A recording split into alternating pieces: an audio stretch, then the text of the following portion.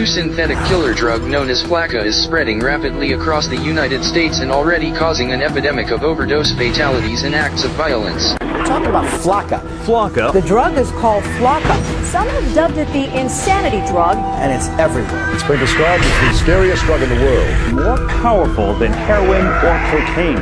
This is a synthetic drug that can alter your state of mind, raising excited delirium, body temperature, and literally losing their mind.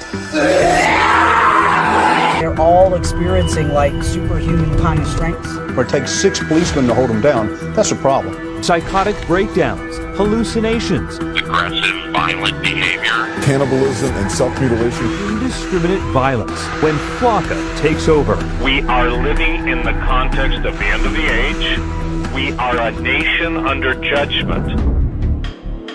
Welcome to stage 1 of the zombie apocalypse. It's been long theorized that controlled substances can bring people closer to the spirit world. Sometimes, however, what comes out of that experience isn't what you'd expect. And right now, our society is being plagued, dominated by an epidemic of controlled substances. In the 1970s, people were talking about peace and love, but nowadays, people are coming back from bad trips and total psychosis. The number of overdoses are up, as are the cases of total zombification, i.e. demonic possession. The dark side opens people up to such possessions through lack of faith and environmental conditions. And while this isn't so much an issue with people of faith or orthodox practitioners, if your foundation is public education, if your dogma is militant atheism, substances like bath salts or Flakka can be the ingredient that pushes you over the edge, an edge that you will never come back from. Weaponized substances such as bath salts and spice are being mixed into just about everything these days. E-cigarettes, chocolates, party drugs, with the intended purpose of fucking you up permanently. These are not the days to be experimenting with new things. These are not the days to be a party kid. Nefarious agendas are at play, and just about everything out there these days is being spiked with chemicals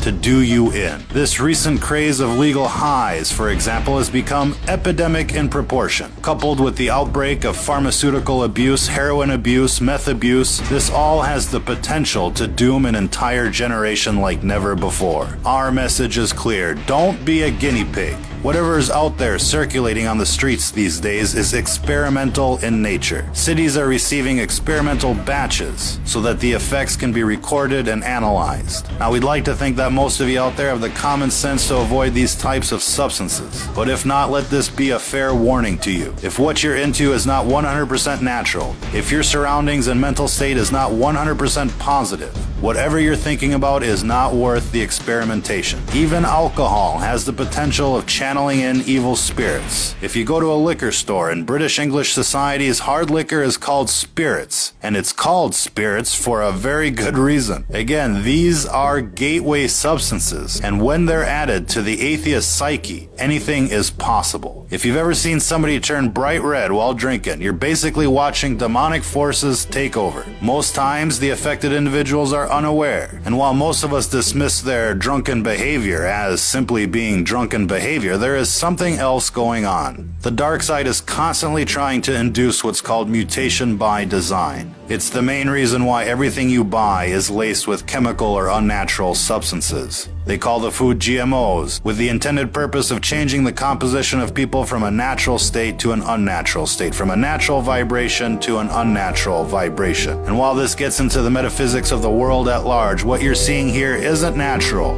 it isn't safe, and it isn't just psychosis. It's what happens when you stare into the abyss and when the abyss stares back. If you're listening to this, you are the resistance.